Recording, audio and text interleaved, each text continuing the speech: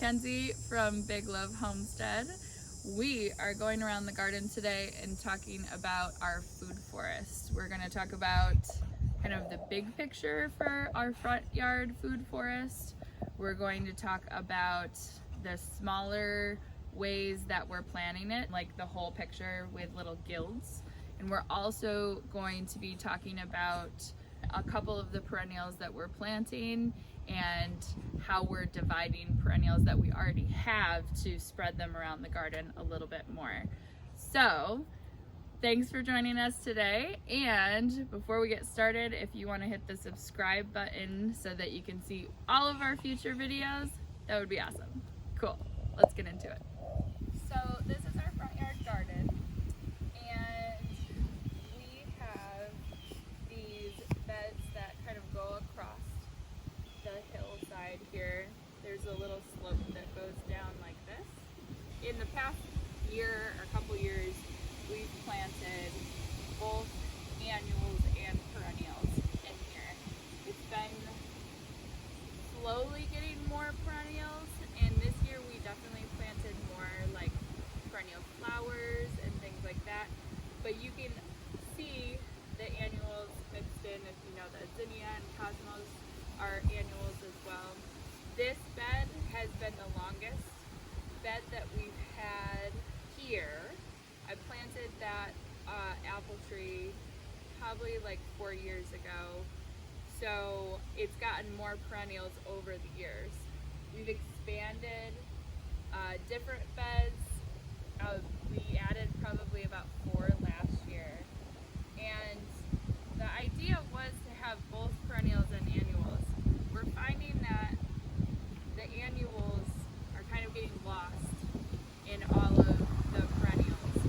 So it kind of gets lost, as you can see in this bed, the mix of annuals and perennials. Very crazy. What our plan is now is to move the annuals into a raised bed garden, the back of our property, or the majority of them at least. All of these beds will turn more into perennial beds. There will be more fruit trees, more berry bushes and shrubs. There will also be flowers and herbs and mushrooms as well. The hope is that this front lawn will turn into the food forest by planting more fruit trees along the beds, kind of bringing the layers up a little bit higher. And we want it to be as edible or usable as possible. That's a really key piece here. You can get tons of perennials that are just decorative, and that's wonderful if that's what you're looking for, right? Our goals are to make as edible of a garden space as possible so that we can reach that 85% of either sustaining ourselves in different ways or buying local from other places. When we're looking at some of these beds, a lot of the layers are really low currently, and with the food forest, what we're trying to get, I think there's 7 layers that you're looking for. So you're looking for the larger trees that are more shade trees. You're looking for fruit trees that are a little bit smaller, some shrubs that are kind of around this height, and then you've got vining plants. You have herbaceous plants that are like lemon balm or sage that are kind of bushy, and then you start getting into ground covers, and then you start getting into mushrooms. So we're really trying to get all of those layers in here in some way, and I think it's 7, but if not, I got pretty close. Like you see here, this is a pomegranate bush. Even though we think of pomegranates as more of a tropical fruit, it's actually hardy to our zone, zone 60.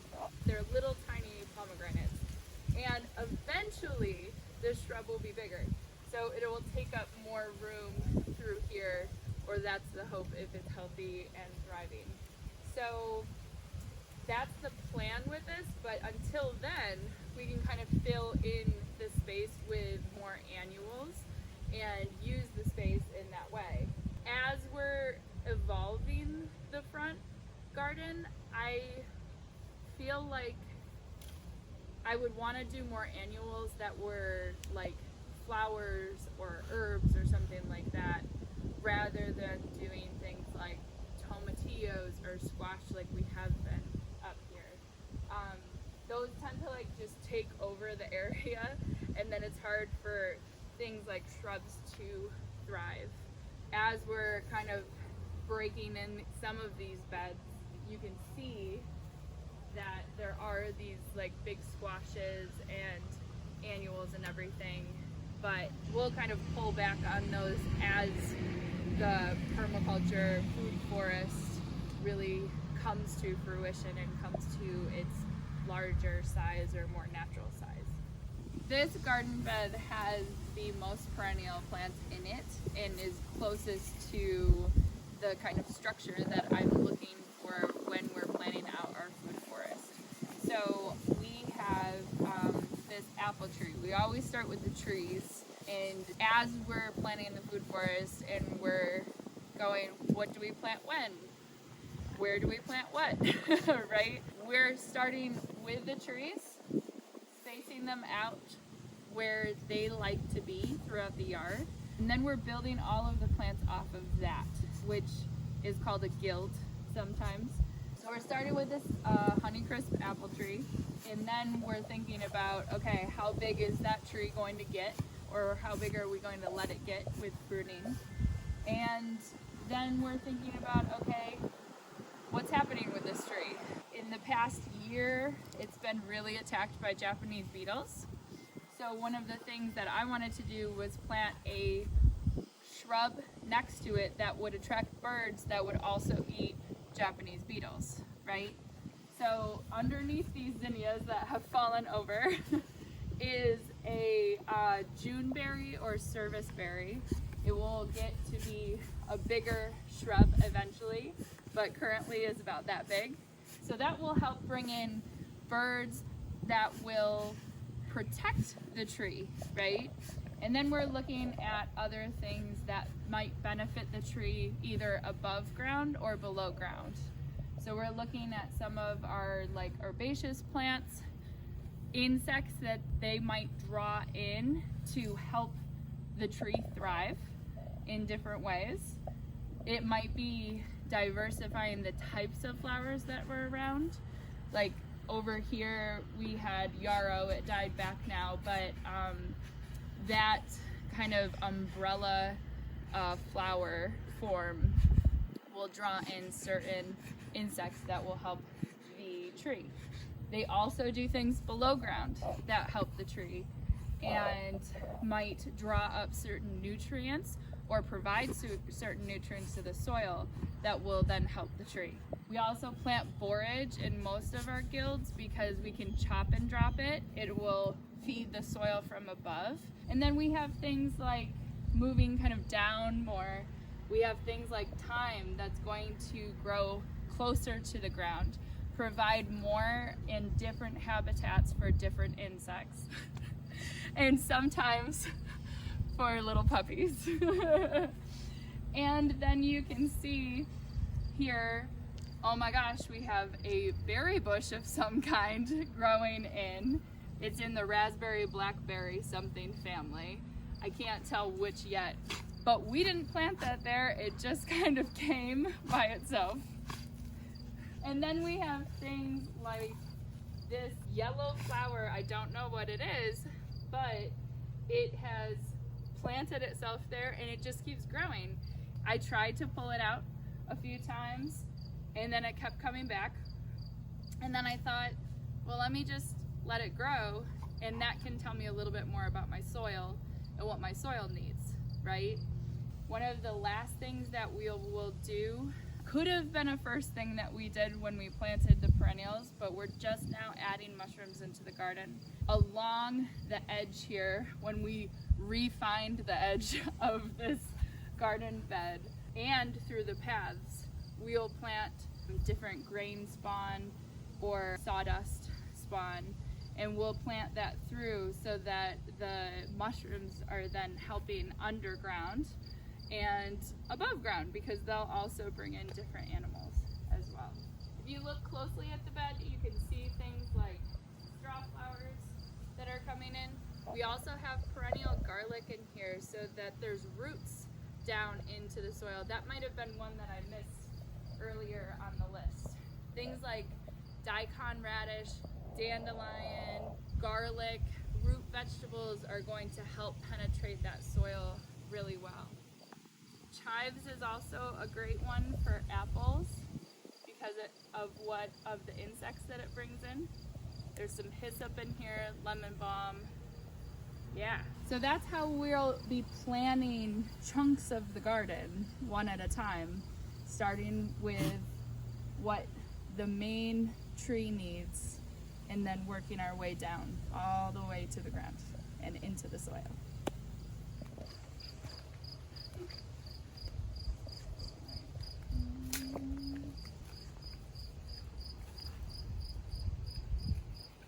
So one of the ways that we are expanding the garden is by propagating. This is an apple tree cutting from our green apple in the front.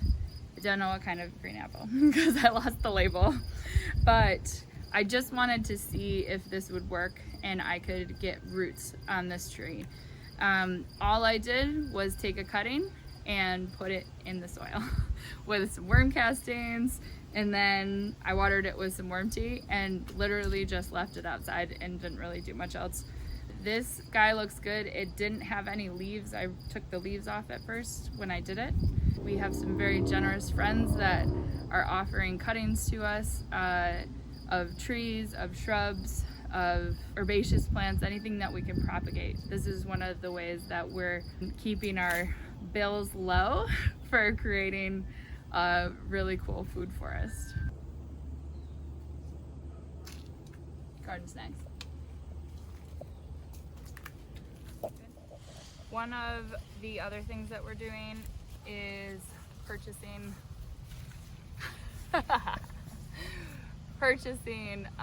different perennials if we don't have them. We're trying to diversify as much as possible, because the more that we diversify, the more biodiversity we're going to get. So different little creatures and different birds will come in, different insects will come in, which will all benefit the ecosystem that we're really creating. We'll also be getting some trees very early spring. So we will order those actually pretty soon.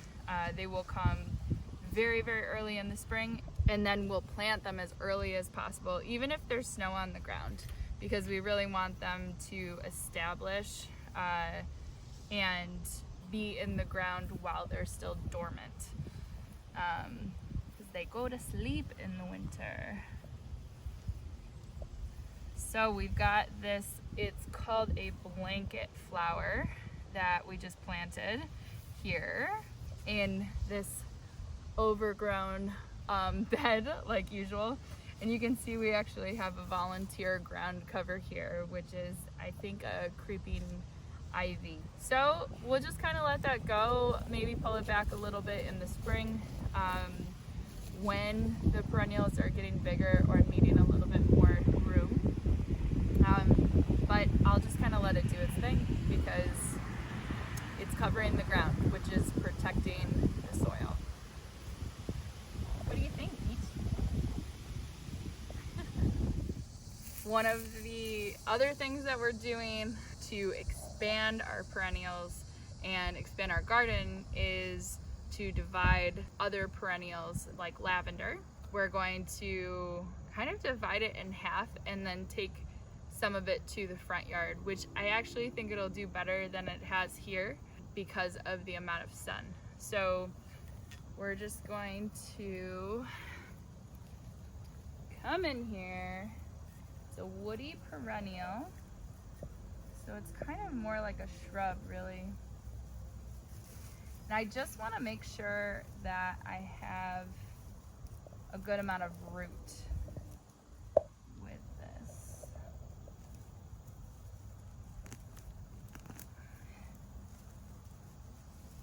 And the nice thing about this shovel is there's a little saw blade on the side, so I can actually saw if it's a little too woody. So I'm really just kind of making a divide in the middle here. This will all grow back, so it's not really a big deal. Thank you, plant. And I'm going to start from the left side because my saw is on the right. And then I'm just gonna try to,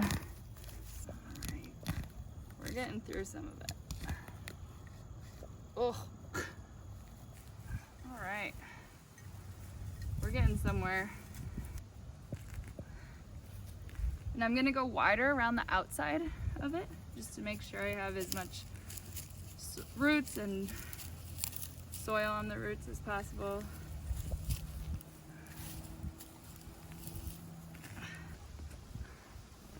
Lots of bugs in here. It's looking good. Worms, a good sign. Whew. We got a lavender plant. We're going to take this to a new spot. It may look kind of ugly now, but lucky for us, it's the end of the season, so nobody really cares. It will fill back out and look beautiful. So we'll take this to the front and find a new place for it.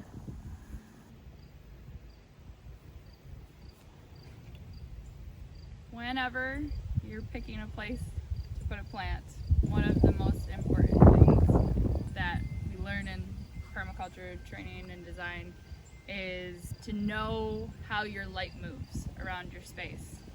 I want to give this lavender plant as much sun as possible, and I'm also thinking about a few other things and a few other plants that might need more light, that this might grow too big for them. Like, what time of day is the light in this area, and when do the shadows of these big pine trees kind of cast their shade over this section of the lawn, right, in that hot afternoon sun. That's usually what it is. But this guy would love that. So find a spot.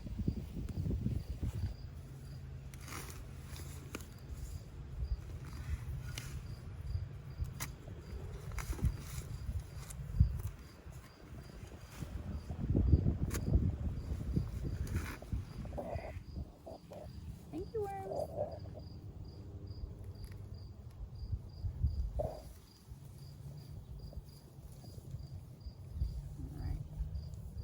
So we're really planting these now in the fall so that they can still have time to get established before we get any frost. My idea is that it will have about a month, hopefully, before we get frost by planting it at this point. And it'll get its roots all situated before we get that frost, and then it will come up again in the spring. I'm excited to see how this plant does here with more southern side of the house sun and full sun, and hopefully we'll just get an abundant lavender bush right here in a year or two. Yeah. Thanks so much for touring our future food forest, our current food forest, our in-between food forest with us today. Be sure to subscribe if you haven't already, and we will see you next Wednesday for another video from Big Love